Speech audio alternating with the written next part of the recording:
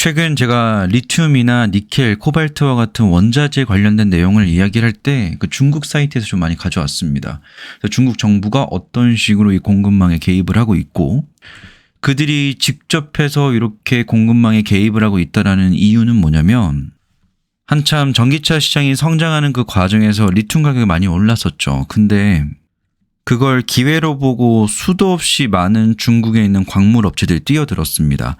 기존에 원래 있던 업체들이 대부분이었고 새로 신생 업체로 리튬 채굴 전문 업체, 니켈 채굴 전문 업체 이런 업체들은 별로 없었습니다. 대부분이 다 금속이나 아니면 다른 광물을 채굴하던 업체들이 진출했던 거죠. 근데 우후죽순 생기기 시작했던 거고 원래라면은 금을 캐기로 허가를 받았던 업체들이 뜬금없게 리튬을 채굴하고 있는 거고 이러다 보니까 중국 정부에서 개입하고 있는 것이 허가된 품목 이외에 다른 것들을 채굴하는 업체들이나 혹은 허가된 양 이상의 불법 채굴을 진행하고 있는 업체들에 대해서 단속을 하겠다라는 겁니다. 그래서 8월 9일을 기점으로 지금 계속 조사가 이루어지고 있고요.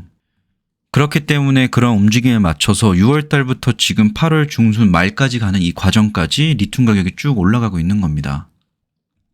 자, 그러면 저로서는 이제 업데이트 드릴 내용이 8월 9일부터 이제 앞으로 추가적인 조사가 되면서 나오게 될 내용들 그리고 나서 9월 30일에 큰 이벤트를 앞두고 있는데요. 이것 외에 중국에서는 이렇게 하고 있지만 유럽 지역에서는 어떻게 하고 있는지에 대해서도 한번 공유 드릴 필요가 있어가지고 마침 또 새로운 EU에서 나온 역외 규정이 있습니다. 그래서 EU의 블랙매스 관련된 규정들과 폐배터리 산업의 어떤 구조적 변화가 일어났는데 어떤 변화가 일어나고 있는지 그리고 각 기업들, 우리나라 기업뿐만 아니라 세계적인 기업들이 이에 맞춰서 어떤 움직임들을 준비하고 있는지를 좀 공유 드리겠습니다. 자, 유럽연합의 관보에 게시되어 있는 새로운 폐기물 선적 규정이라고 나와 있는데요. 사실 이 폐기물 선적 규정 같은 경우에는 2024년도에 나오기 시작한 겁니다. 제안서가 나오기 시작했고 이게 적용되기 시작한 지는 얼마 안 됐습니다. 그래서 본격적으로 이게 법제화되어서 적용되는 시점은 2026년도 5월 21일이고요. 이번에 9월 1일자 기준으로 새로운 업데이트 내용이 있습니다. 이게 좀 중요합니다. 지금 8월 19일이니까 한 12일 후면 요 규정이 적용이 되는 건데 그 새로운 규정 내용들은 뒤에서 언급을 드리고요. 요 폐기물 선적 규정이라는 게 뭐냐면요. 2024/1157에 따라서 블랙매스를 유해 폐기물로 공식 분류를 합니다. 여기서 블랙매스라는 거는 이렇게 폐배터리가 나오잖아요. 이걸 분쇄하고 분류하고 걸러내는 작업들을 합니다. 그렇게 해서 나오게 된 이 검은색 가루를 의미하는데 여기는 리튬, 니켈, 코발트와 같은 이 원자재들이 섞여 있어요.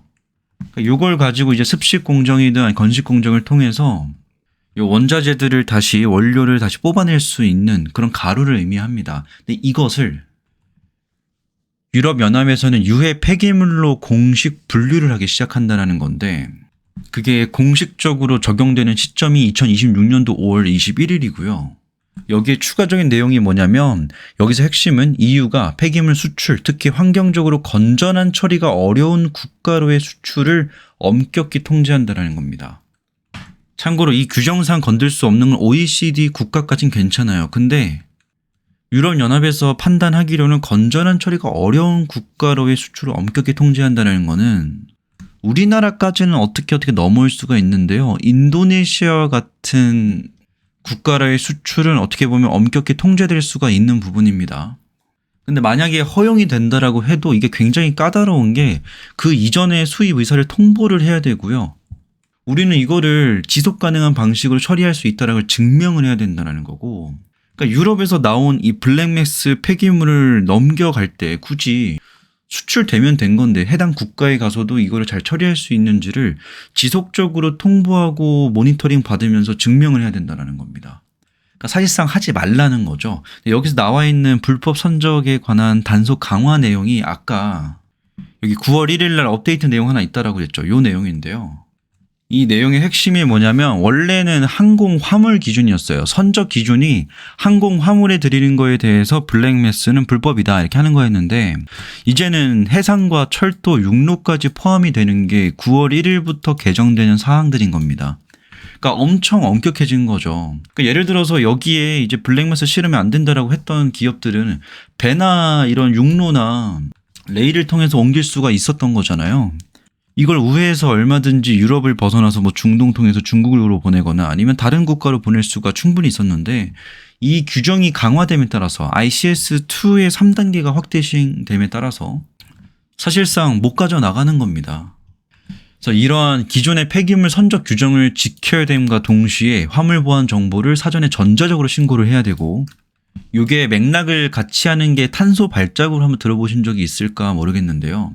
유럽은 장기적으로 2030년도, 35년도 장기적으로 봤을 때 이 탄소 발자국이라는 걸 도입해서 개인이나 기업 또는 이제 제품들이 어떤 생산 활동에서 발생하는 모든 온실가스 배출량을 이산화탄소 배출량을 환산해서 뭐 지표를 측정하는 건데 그것도 다 디지털화 되는 거거든요. 얘는 여기서도 그러고 있습니다. 이제 폐기물 같은 경우에도 다 전자화 시켜가지고 의무적으로 신고하게끔 하고 모니터링 하겠다라는 겁니다. 그러니까 이렇게 까다롭게 만드는 이유들, 그러니까 입증 책임을 강화시키고 괜히 가지고 나갔다 걸리면 규제를 당할 수 있는 그런 리스크를 증가시켜버리고 행정적으로도 굉장히 복잡하게 만드는 이유가 뭐냐면 가장 첫 번째는 자원 안보입니다. 유럽 입장에서는 유럽 영내에서 발생하고 있는 폐 배터리 그리고 그걸 분쇄하고 가공하면서 나오게 되는 블랙매스 같은 경우에도 본인들의 자원 안보라고 생각을 합니다. 이게 지속적으로 뭐 중국이나 아니면 제3국가로 나갔을 때는 아무래도 안 그래도 지금 중국에 대한 자원 원자재에 대한 의존도가 높은 상황에서 더욱더 높아질 거라 생각을 하기 때문에 유럽 내에서 발생하는 이런 폐 배터리들은 유럽 영 내에서 처리를 하자라는 겁니다. 이로써 자원 안보도 지키고 순환 경제를 구축하자는 거고 환경적 책임과 같은 어떤 유럽이 추구하고 있는 그런 어떤 가치를 지키는 것도 동시에 하는 거죠. 사실 정말 중요한 중심축을 담당하는 게 요 두 개입니다. 요게 사실은 CRMA랑도 같은 맥락을 하고 있어요. 다시 한 번 더 설명드릴 수밖에 없는 게 IRA는 인플레이션 감축법이란 이름을 달고 있지만 결국에는 중국을 밀어내고 외국에 있는 우수한 기업들이 미국으로 들어와서 공장을 지어주고 인력을 고용해주고 생산을 해주는 이러한 목적을 가지고 있습니다. 쇼어링의 목적이 있다고 한다면 CRM이 좀 달라요. 그러니까 원자재를 지키기 위한 목적이 가장 크고 그 맥락 속에서 중국에 대한 원자재 의존도를 낮추자라는 게 CRM의 핵심입니다. 왜냐? 중국이 뭐만 하면 좀 수만 틀리면 맨날 하는 게 히토류 수출 안 한다. 이런 식으로 압박하는 거니까요. 그래서 본격적으로 2026년도 5월 21일부터 시작되는 이 폐기물 선적 규정 적용일이 한 번 더 업데이트되는 내용이 반영되는 게 2025년도 9월 1일이고요. 이 내용의 핵심은 항공 화물뿐만 아니라 해상, 철도, 육로 운송까지도 포함된다는 거고 보다 더 까다로운 절차와 단속을 강화한다는 내용입니다. 자, 이렇게 되면은요, 만약에 유럽 내에서 A 기업과 B 기업이 협력을 한다, 아니면 어떤 계약을 맺는다라고 했을 때, 예전 같았으면 원자재 조달 외부에서 해오고 생산만 유럽 지역 내에서 해가지고 둘이 협력하는 건 문제 안 됐습니다. 근데 이 규정이 더욱더 강화되면 강화될수록 A 또는 B 그룹사 내부적으로 폐배터리를 재활용할 수 있는 기술력이 무조건 필요합니다. 물론 뭐 별도로 이런 폐배터리를 재활용하는 기술력에 특화되어 있는 기업들, 뭐 성일하이텍 같은 기업들도 분명히 존재하죠. 근데 제가 뒤에서 설명드리겠지만 그러한 기업들의 중요도가 많이 떨어지는 분위기가 최근 나오고 있는 게 몇 가지 이유가 있는데 이거는 조금 이따 설명을 드리고요. 여튼 이제 유럽에서 발생한 폐배터리를 해외 또는 뭐 다른 거점으로 넘기기가 힘듭니다. 그래서 유럽에 있는 생산 거점에서는 그 자체로 폐배터리를 재활용할 수 있는 기술력이 필요하고요. 이에 따라서 원재료를 다시 회수하고 이걸 활용해서 다시 또 배터리를 만드는 이런 과정들이 무조건 필요하다는 겁니다. 그럼 여기에다가 넣을 수 있겠죠. 지난번에 얘기 나왔었던 뭐 CATL과 에코프로비엠이 협력을 하게 된다라고 했을 때 이 둘 중에 한 곳 혹은 이 둘 다 이 폐배터리를 재활용할 수 있는 역량이 필요합니다. CATL은 브룸프를 통해서 이걸 진행하고자 하고 있고요. BM은 그룹사 내부적으로 CNG나 이노베이션이나 머티리즈 같은 기업들이 가능하죠. 이런 기업들이 오히려 더 계약 성사될 가능성이 높다라는 겁니다. 즉 이러한 폐배터리를 재활용하는 역내 규정이 강화됨에 따라서 단순하게 한 공정만 협력하긴 좀 어렵고 이 처음부터 끝까지 밸류체인을 다 담당할 수 있는, 심지어 그 폐배터리를 재활용하는 것까지도 포함해서 처리할 수 있는 능력이 있는 기업들이 훨씬 더 주목을 받을 거다. 저는 이렇게 보고요.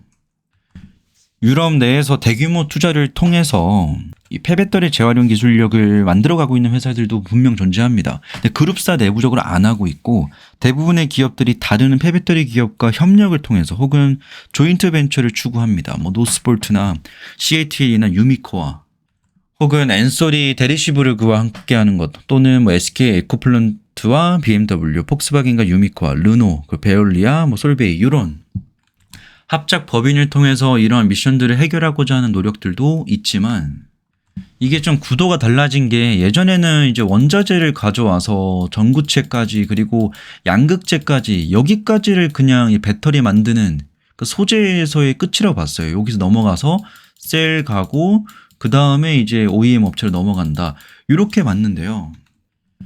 지금 시장에서 요구되고 있는 사항은 이거를 단순하게 한 방향으로 흐르는 게 아니라 한 바퀴 돌릴 수 있는 기업이 필요한 겁니다. 특히나 이걸 더욱더 강조하고 있는 게 유럽에서 그러하고요. 물론 그러한 목적이 뭐 환경을 책임진다라는 그런 아름다운 말들도 있지만 뭐 자원 안보, 순환 경제 구축이 더 중요하기 때문입니다.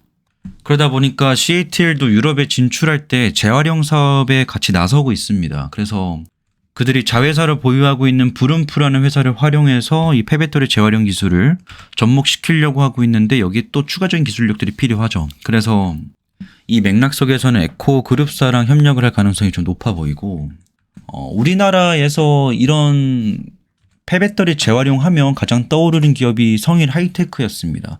근데 이 기업이 왜 이렇게 떨어졌고, 제가 지금 떨어진 상황에서도 투자를 아직 하고 있지 않은 이유가 좀 있는데요. 일단 성일 하이테크는 현재로서도 여전히 역레깅 효과를 보여주고 있습니다. 이게 뭔 말이냐면요. 옛날에 한창 리튬과 니켈, 코발트 가격 엄청 비쌀 때는요, 이 배터리 업체나 아니면 OEM 업체에서 어떤 폐배터리가 나왔을 때 돈을 주고 이것 좀 처리해달라고 맡기던 시절도 있었고요. 그 이후로는 돈을 주기보다는 엄청 조금 주고 수수료를 받고 처리해주던 구간들도 있었습니다. 그때는요, 이 성일하이테크 같은 기업들은 돈 받고 처리를 하기 때문에 일단 1차적으로 이익이 발생하고, 그 다음에 거기서 나오게 되는 스크랩과 이런 블랙 매스들, 요걸 얻음으로써 두 번째 수익을 얻었습니다. 근데 지금과 같이 원자재 가격이 엄청 많이 떨어져서 이제야 좀 반등 나오는 시점에서는 막 열심히 이거를 분쇄하고 가루를 만들고 이걸 좀 팔려고 해도 돈이 안 되는 거예요. 원자재 가격이 워낙 싸졌으니까. 지금 여전히 그 역레깅 효과를 보고 있고 이제 좀 살아나려고 하고 있습니다. 최근 원자재 가격이 좀 올랐으니까 2분기, 3분기는 어떻게 될지 모르겠어요. 오히려 이게 반등할 수도 있거든요. 리튬 가격이 올라간다라고 많이들 이야기를 하고 있는데, 여기서 또 하나 같이 봐야 되는 게 블랙매스 가격입니다. 그러니까 이 블랙매스가 검정 가루라고 했잖아요. 블랙매스 중에서도 코발트가 들어있는 게 있고 리튬 들어있는 게 있고 니켈이 들어있는 것도 있고, 이 셋 다 그냥 섞여가지고 있는 검정 가루가 있습니다. 그러니까 이게 한창 전성기일 때, 한창 비싸게 쳐줄 때는 뭐 6,600달러로도 톤당 가격이 매겨졌었고요. 2024년도 2월 달엔 최저가를 찍었습니다. 그 3분의 1 토막이 났었고, 최근에 좀 반등 나오고 있는 추세예요. 그러니까 최저점, 최고점, 중간 가격 딱 있는 거죠. 2, 4, 6층으로. 결국에 요 가루의 가격은요, 1톤당 가격은 추출 가능한 니켈 가치, 리튬 가치, 코발트 가치를 의미합니다. 이 말은 분쇄하고 추출하는 것까지 해도 여기서 습식 공정에서 얼마나 뛰어난 후처리 기술력을 갖고 있냐에 따라서 추출할 수 있는 니켈과 리튬과 코발트의 규모가 달라집니다. 그러니까 오히려 이렇게 전처리 과정, 분쇄하고 이거를 뭐 구분하는 것까지는 크게 돈이 안 된다는 거고, 후처리에서 돈이 많이 된다는 거예요. 성일하이테크가 가져가고 있는 어떤 사업 구조는 폐배터리를 사서 이걸 금속을 추출해서 파는 모델인데, 이럴 경우에는 가격 변동에 따라서 엄청 취약합니다. 가격이 막 지나치게 오르거나 지나치게 떨어졌을 때 문제가 뭐냐, 지나치게 오르면 그만큼 이 폐배터리를 비싸게 사올 수밖에 없는 거고, 너무 떨어지면 폐배터리는 싸게 사올 수 있지만 여기서 추출한 금속을 팔 때 블랙매스의 가격이 떨어져 있기 때문에 마진이 안 남아요. 가격 변동이 굉장히 취약하다는 거고, 오히려 돈을 많이 버는 기업들은 습식 재련 위탁을 할 수 있는 이런 기업들입니다. 근데 이 업체들이 예전에는 그냥 따로 있었는데 요즘에는 그냥 큰 업체들과 장기 공급 계약을 하거나 아니면 큰 그룹사 내부에 계열사로 하나 있습니다. 뭐 CNG와 같은 기업들이라든지 뭐 에코프로 CNG라든지 뭐 성일 하이텍, 뭐 포스코 HY 클린메탈이라든지 뭐 코스모 화학 뭐 이런 기업들이 대표적으로 재련 기술을 갖고 있는 기업들인데 성일 하이테크도 할 수는 있어요. 근데 아무래도 가장 큰 문제점은 이걸 사오는 과정에 있습니다. 폐배터리 사오는 그 과정에서의 비용들이 문제라는 거고 그 가격 변동성이 굉장히 취약하다는 겁니다. 반면에 뭐 에코프로 CNG라든지 포스코 HY 클린메탈, 뭐 코스모 화학 이런 기업들은 본인들이 이미 그런 배터리 사업을 하고 있잖아요. 그러다 보니까 그 과정에서 배터리를 싸게 사와서 폐배터리를 사서 이걸 계열사에 있는 기업들에게 맡기고 다시 또 금속을 회수해서 활용할 수 있는 이런 순환 밸류체인을 만들 수 있기 때문에 아무래도 지금 메타에서는 성일 하이텍과 좀 불리하다라고 보여집니다. 그래서 원래 예전에 전처리 과정도 굉장히 중요하다고 해서 이 파쇄하는 과정에서 배터리가 완전히 방정되어 있는지를 확인해야 되잖아요. 그래서 이 테스트하는 업체들, 뭐 민테크와 같은 기업들도 각광을 받았는데 지금 이게 좀 많이 중요도가 떨어졌다고 판단이 되고요. 뭐 열처리, 1차 파쇄, 믹싱, 분류, 2차 파쇄, 분류 여기까지에서 나올 수 있는 어떤 기술적 엣지보다는 확실히 후처리 공정에서 필요한 기술력들이 더 주목받고 있는 것 같습니다. 특히나 원래는 이 용광로에다 태워버리는 그런 방법들을 썼는데 이게 건식 재련인데 되게 편하고 뭐 처리도 용이하다라고 하지만 회수율이 떨어집니다. 그래서 요즘 가장 각광받고 있는 게 습식 재련이고 선택적으로 분리하고 회수하기 때문에 회수율이 훨씬 더 높다는 장점을 가져가죠. 나름 뭐 미국에도 유럽에도 뭐 유미코아나 리사이클 같은 기업들 나름대로 배터리 재활용 기업들이 있긴 한데요. 제가 볼 때는 한국 기업과 중국 기업이 아무래도 이쪽에서는 훨씬 더 뛰어난 것 같습니다. 핵심 키워드는 뭐냐면 이제 유럽연합 관보에 따라서 폐기물 선적 규정이 변화된다. 25년도 9월 1일 날 더욱더 강화되기 때문에 이제는 뭐 항공화물뿐만 아니라 해상, 철도, 육로, 운송까지도 모두 다 규제 대상이 되어서 어쩔 수 없이 유럽에서 사업을 진행하고자 한다면 유럽 영내에서 이 재활용 과정들을 모두 끝내줘야 됩니다. 그리고 이러한 규정들 때문에 에코 그룹사처럼 클로즈룹 시스템이 준비되어 있는 기업들이 훨씬 더 유리하다고 보여지고요. 이건 유럽에서뿐만 그렇지 않습니다. 미국에서도 북미에서도 폐배터리를 가공한 다음에 블랙매스를 해외로 가져가는 것보다 영내에서 처리하는 것을 더 선호하고 있습니다. 그래서 앞으로는 고성능 배터리를 만들기 위해서 더욱더 좋은 양극재와 음극재, 뭐 전해액, 뭐 그 외에 뭐 도펀트나 뭐 코팅 기술도 다 필요한 것도 맞는데요. 이 폐배터리 기술력을 같이 준비하는 기업만이 이 단가 경쟁에서도 우위를 가져갈 수가 있고 유럽에서 제시하고 있고 이후에 미국도 따르게 될 이런 선적 규정들에 준수하기가 훨씬 더 용이해 보입니다. 다만 원래 이 재활용 쪽으로는 성일 하이테크가 대장이었는데 이 기업을 공략하는 거에 대해서는 조금은 더 고민을 할 필요가 있어 보이고 이런 식으로 폐배터리를 재활용하는 개별주를 공략하는 것보다는 그러한 기업을 그룹사 내부에 보유하고 있는 에코 그룹사라든지 포스코 그룹사라든지 뭐 코스모 쪽이라든지 이런 기업들을 위주로 매력 포인트를 느끼시면 될 것 같습니다. 오늘 영상 여기까지입니다.